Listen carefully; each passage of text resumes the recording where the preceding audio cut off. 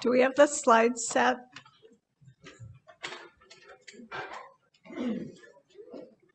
All right. That was gathering music, and thank you, dancers, and thank you, Anne. And good morning and welcome. My name is Sarah Carlson, and I serve on your fellowship board of directors. And I want to thank you all for being here today and extend a special welcome to any visitors that we have. And if you'd like more information about the fellowship, please visit the welcome table out in the fireside room or sign our virtual guest book at uufames.org/guestbook.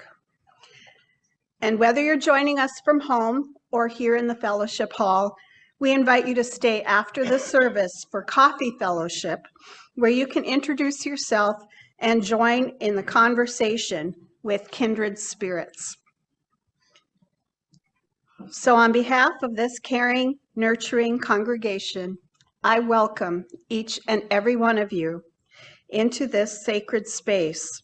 Here we invite you into an experience of transformation, hope, renewal, and connections, which may inspire you to live life and understand life in new ways. Thank you for joining us today.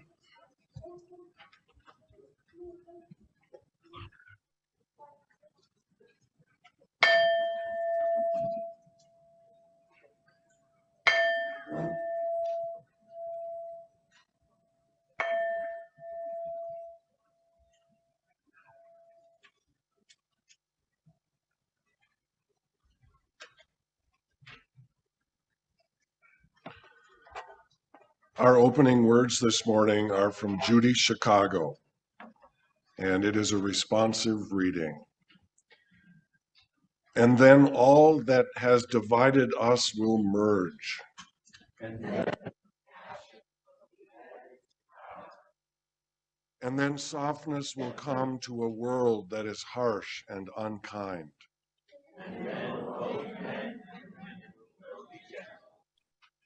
And then both women and men will be strong. And then no person will be subject to another's will. And then all will be rich and free and varied. And then the greed of some will give way to the needs of many. And then all will share equally in earth's abundance. And then all will care for the sick, the weak, and the old. And then all will nourish the young. And then all will cherish life's creatures. And then all will live in harmony with each other and the earth. And then everywhere will be called healing once again. This morning we light this chalice in harmony with each other and with the earth. And will you please, number 188.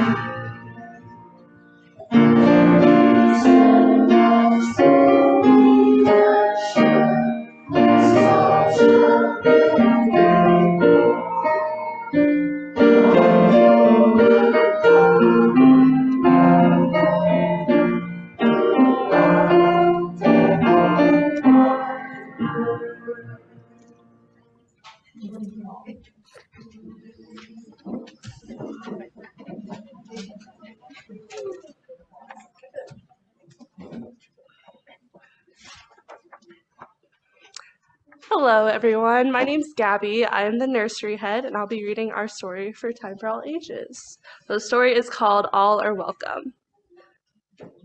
Pencils sharpened in their case. Bells are ringing, let's make haste. School's beginning, dreams to chase. All are welcome here. No matter how you start your day, what you wear when you play, or if you come from far away, all are welcome here. In our classroom, safe and sound, fears are lost and hope is found. Raise your hand, we'll go around, all are welcome here. Gather now, let's all take part. We'll play music, we'll make art. We'll share stories from the heart, all are welcome here. Time for lunch, what a spread, a dozen different kinds of bread. Pass it around till everyone's fed, all are welcome here. Open doors, rush outside. We will swing, we will slide. We'll have fun side by side. All are welcome here. We're part of a community. Our strength is diversity, a shelter from adversity. All are welcome here. We will learn from each other. Special talents will uncover. There's a big world to discover. All are welcome here. So much to learn, so much to do. And when the busy day is through, can't wait to come back, start anew. All are welcome here.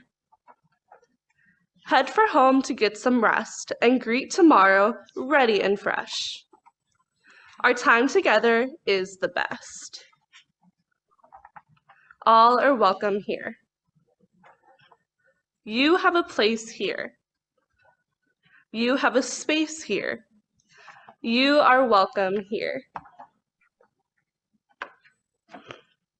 And that is the end of the book. So we will sing the kids off to their classes.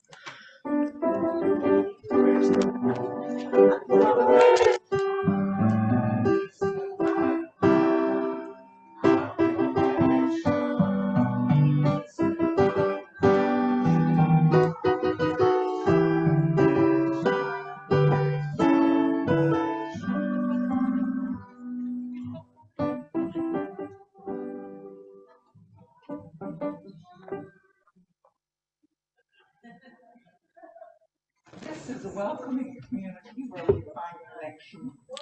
Spiritual community where we find meaning. Okay, we're at the prayer right now. Oh, sorry. That's okay. That's okay. Will you join me now for a time of prayer and meditation? And today's prayer is from Reverend Peter Morales. O Spirit of life and love that lives within us and among us, be with us now. Help us take our history into our hearts as well as our minds. Open us so that we can feel our past live in us, the joy, the disappointment, the passion, the pain, the hope. Let the past, all of it, live into the core of our being. Let us be humble. Let us be honest. Help us to take instruction from our past. And let us also be inspired. But more than anything, let us feel this spirit, the spirit of deep compassion here among us in this very moment. O Spirit of love and life, help us to know, truly know that we are your people, bound together by our collective memory, and more importantly, by our shared aspirations. We are not perfect. We mess up. Sometimes we talk too much. Yet we are drawn together by what we love, by what we hold sacred. and by a vision of what we may create together. And finally, tender and gentle Spirit, guide us, inspire us, embolden us for our work and your work, O Spirit, is not yet done. May it be so, and amen.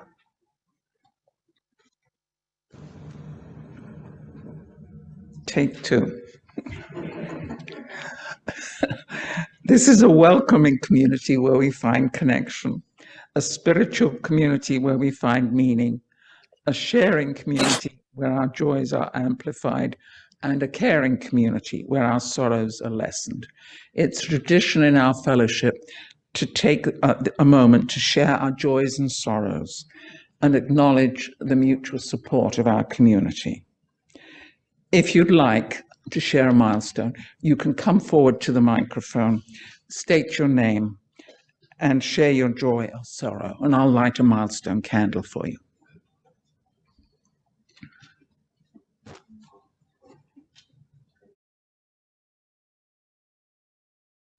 We'll now have a moment of silence.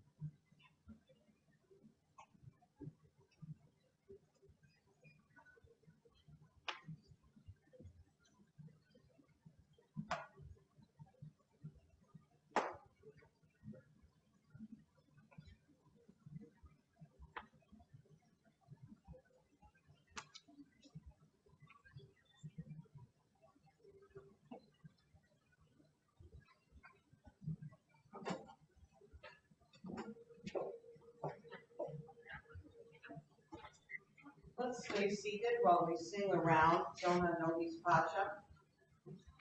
I will lead group 1, Ben will lead group 2, and if any of you want to start your own group 3, and we'll do it all the way through first.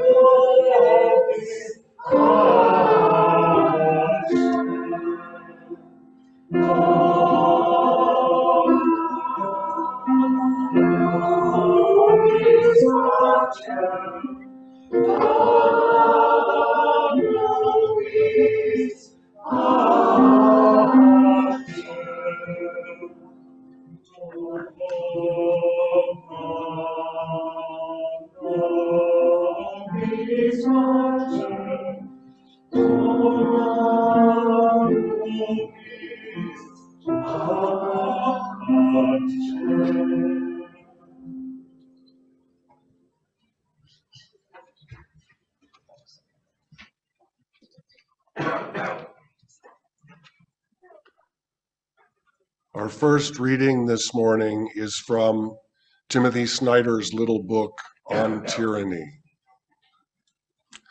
Contribute to good causes.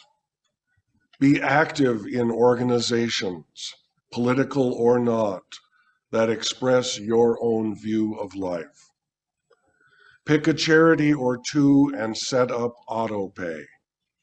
Then you will have made a free choice that supports civil society and helps others to do good.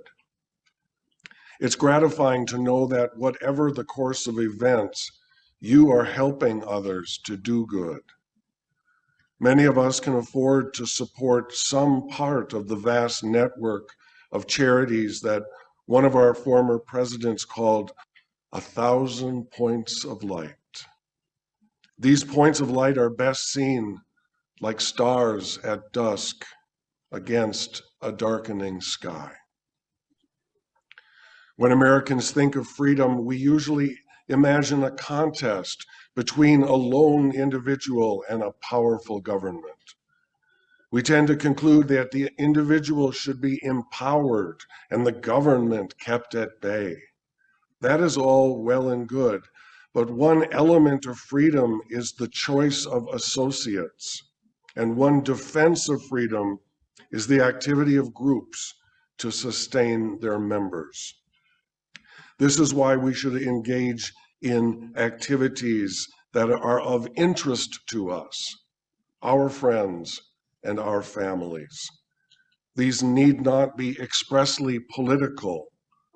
Václav Havel, the Czech dissident thinker, gave the example of brewing good beer.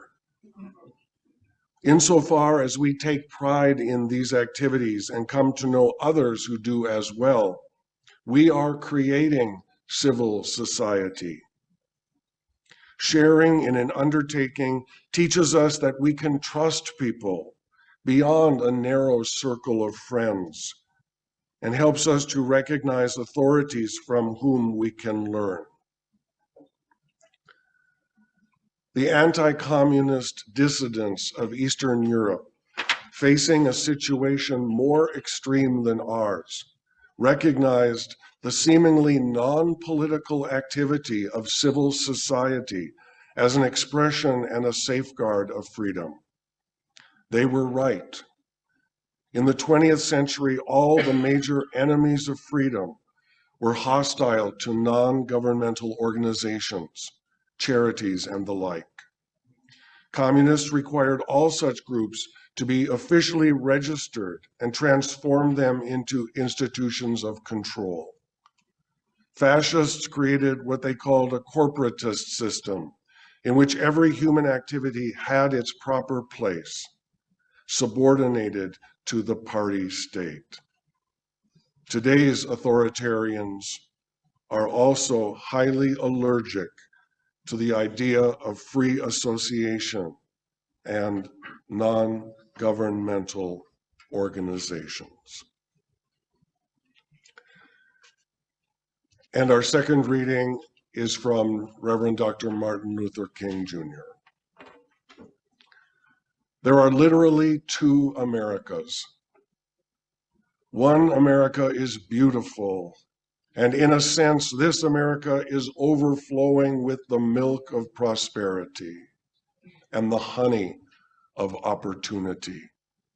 This America is the habitat of millions of people who have food and material necessities for their bodies, culture and education for their minds, and freedom and human dignity for their spirits. In this America, millions of people experience every day the opportunity of having life, liberty, and the pursuit of happiness in all its dimensions. And in this America, millions of young people grow up in the sunlight of opportunity. But tragically and unfortunately, there is another America. This other America has a daily ugliness that is constantly transforming the buoyancy of hope into the fatigue of despair.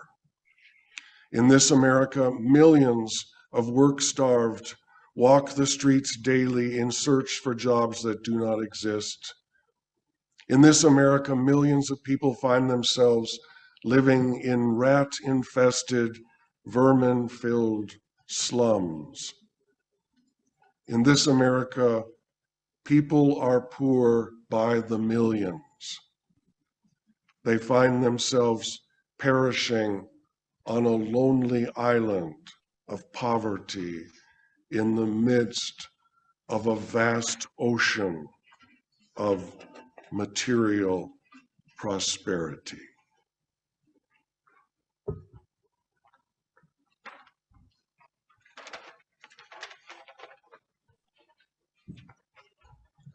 We'll now give and receive the offering.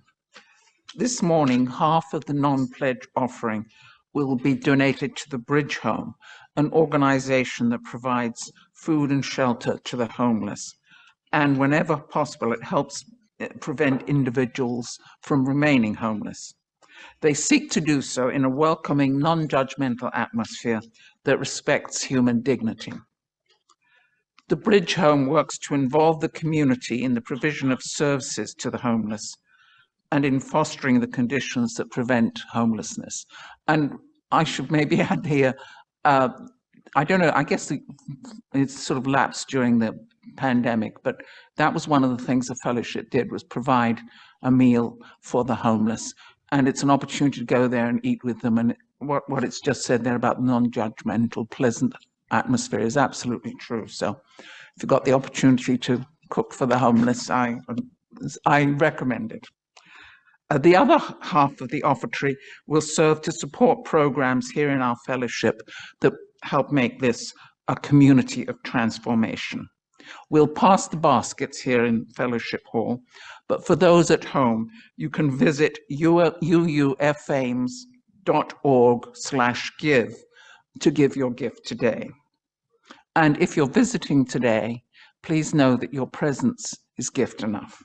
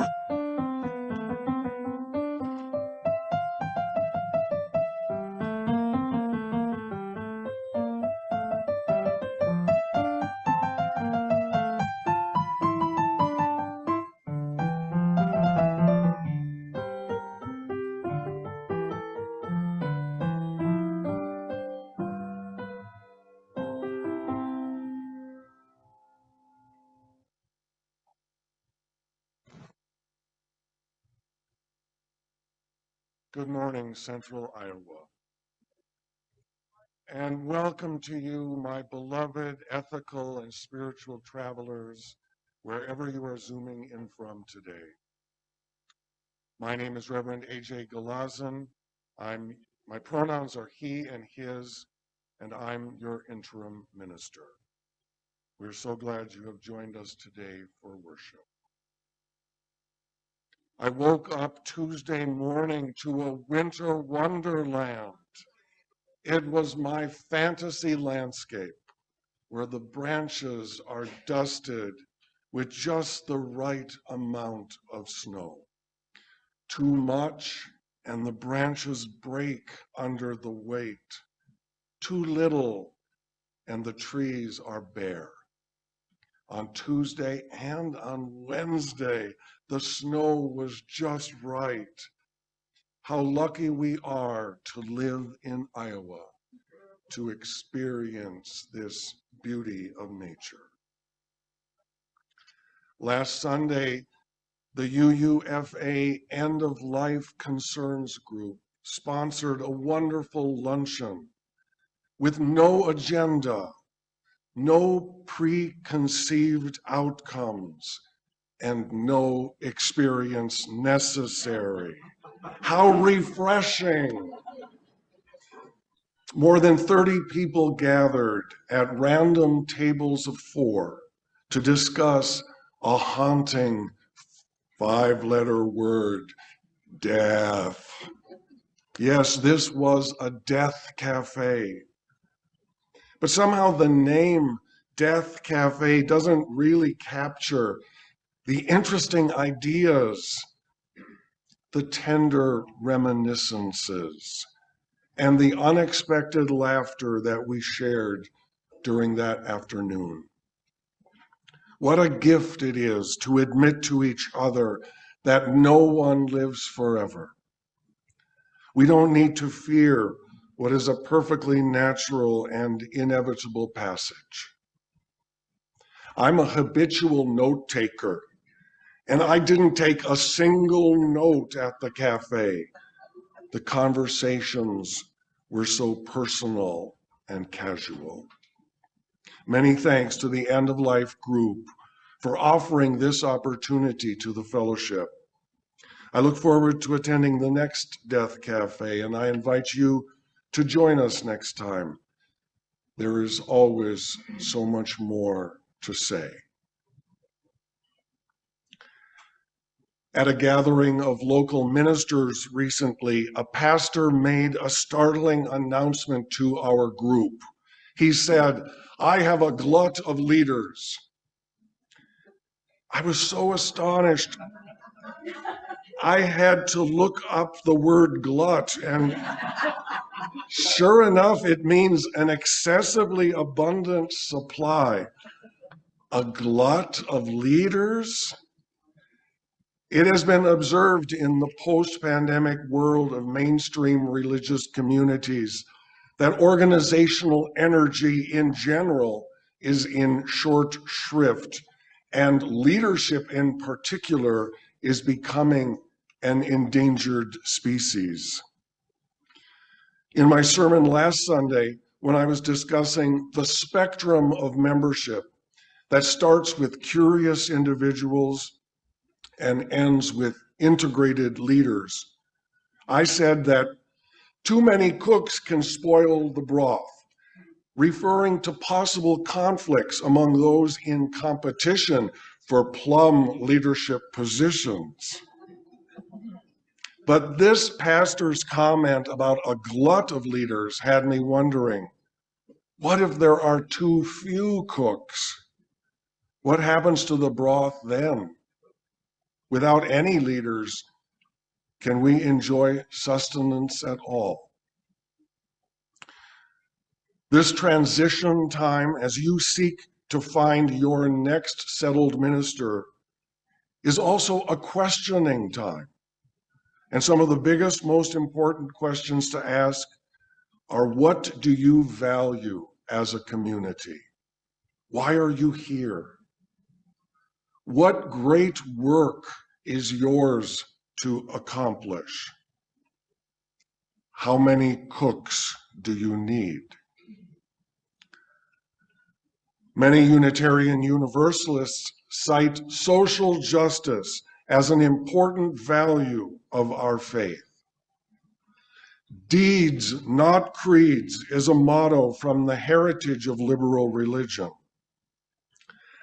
How do we contribute our time, treasure, and talent to help out where it is needed. Unitarians and Universalists were part of the radical left-wing fringe of the Protestant Reformation. Our theological ancestors almost dumped everything, including the baby Jesus, out with the bathwater. But in this area of social justice, we seem to fall firmly on the Catholic side of the debate. Most of us believe it is not enough to merely pay lip service to our beliefs and expect transformation of our world. From the book of James, chapter 2, verses 14 through 17. What good is it, my brothers and sisters, if someone claims to have faith but does not have works? Surely that faith can't save, can it? If a brother or sister is naked and lacks daily food, and one of you says to them, "Go in peace, keep warm and eat your fill," and yet you do not supply their bodily needs, what is the good of that? So faith by itself, if it has no works, is dead. Amen. Martin Luther wanted the book of James to be removed from the Bible because it conflicted with his idea that sola fide, or faith alone, was the most important concept for forgiveness and redemption. We believe in deeds, not creeds. Creeds are easy to measure. Have everyone repeat it week after week. But how do we measure deeds? Well, as some political pundits say, we could begin by following the money.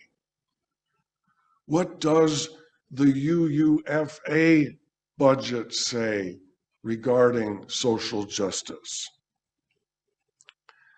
This fellowship is committed to giving 1% of its budget to Amos, a mid-Iowa organizing strategy. Amos believes in the inherent dignity of every person and each person's ability to take action. Amos seeks to channel individual action into a responsible and powerfully organized force for the common good. This year, Amos secured $100,000 to support the training of 30 Story County residents for living wage jobs by Project Iowa. This is an opportunity to not only partner with Project Iowa, an organization which Amos built, and create economic stability, but also to extend the potential reach of Amos to other Story County towns and organizations. Support of Amos is a valuable and sustaining contribution to a good cause. But deeds are not only measured in dollars and cents. The time and attention we invest also plays a part. And it's not only about our own pet projects, but also how we support and help others where needed.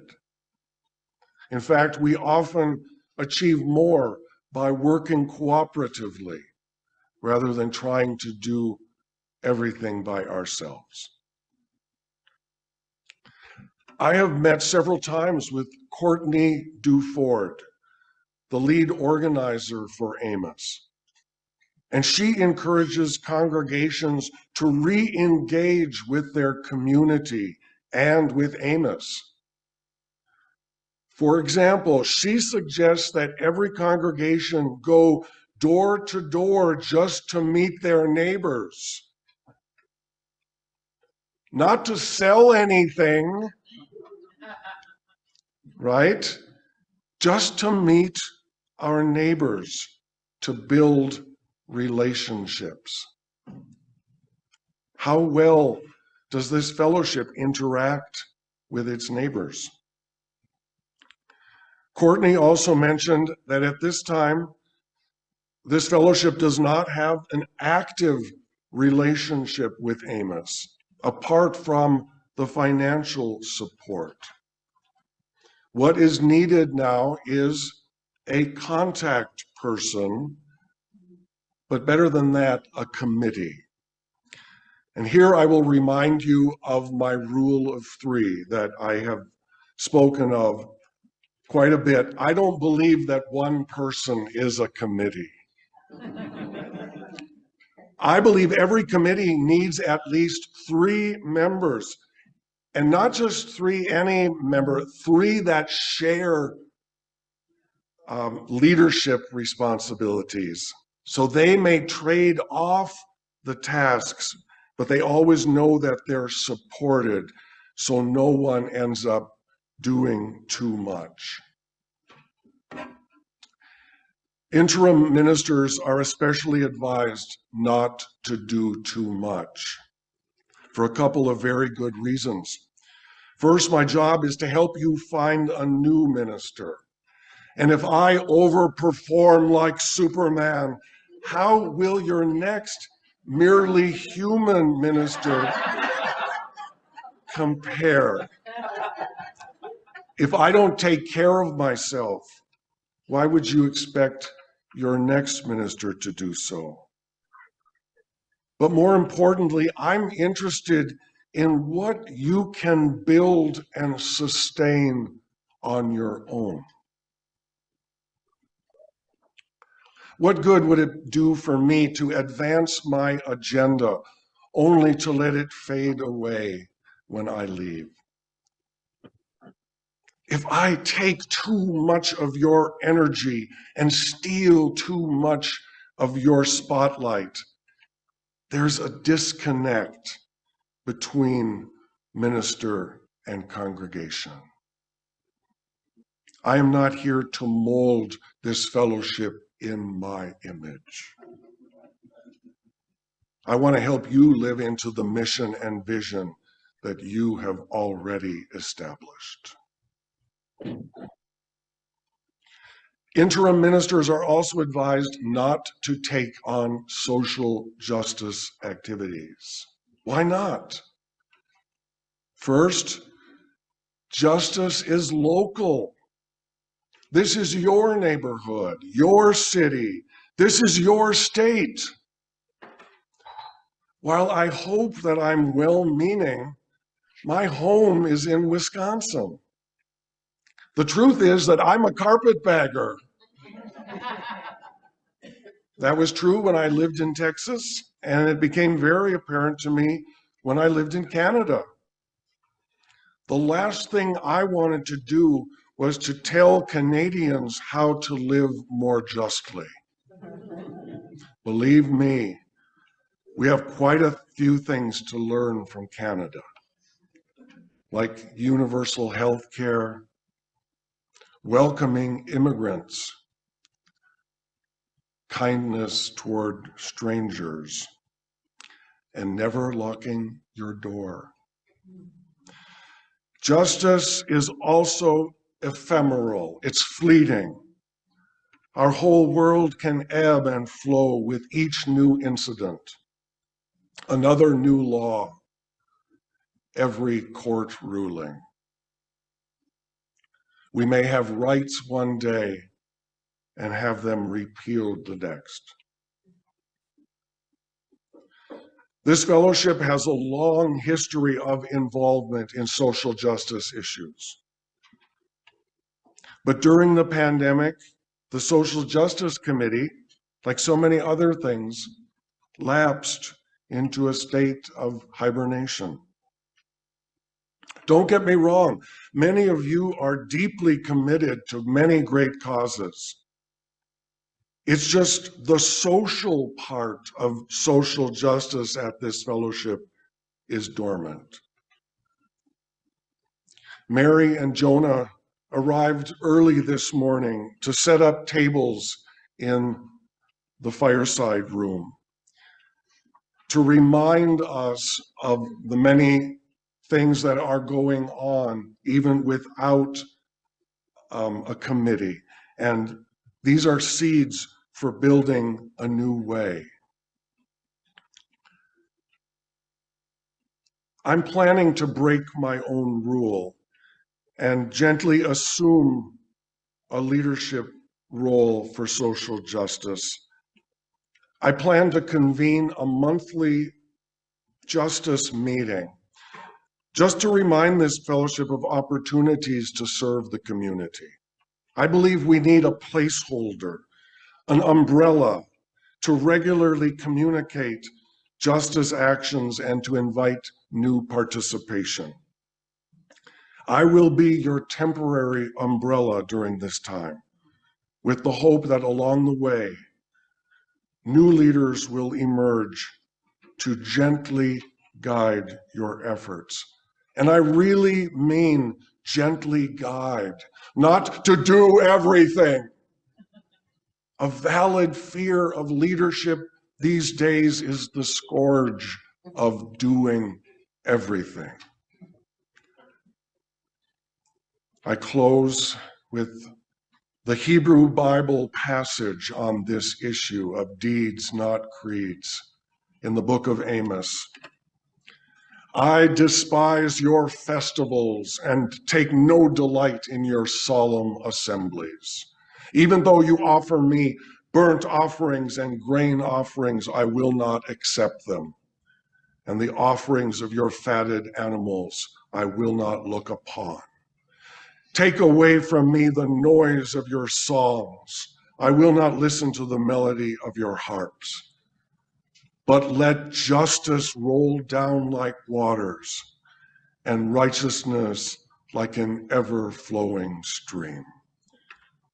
May it be so, and amen. Please rise in body or spirit for our closing hymn 121. We'll build a land.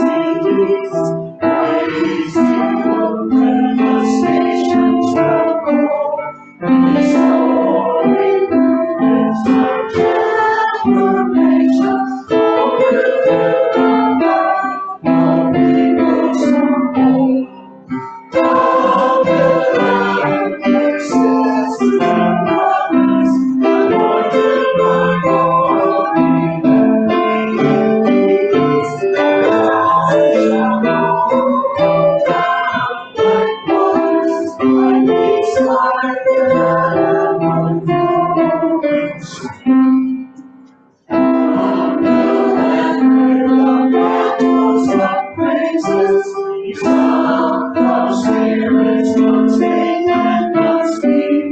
Bells of righteousness and her people. Oh, let thy people receive.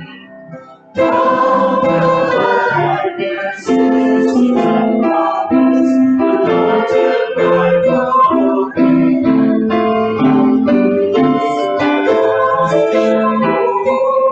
Down like waters, and these are down.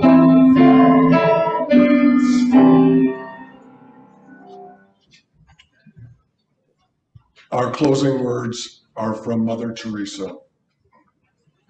Love cannot remain by itself. It has no meaning. Love has to be put into action, and that action is service. Whatever form we are, able or disabled, rich or poor, it is not how much we do, but how much love we put in the doing. A lifelong sharing of love with others. We extinguish this flame, but not the power of love that we bring to our work until we are together again. Go now in peace.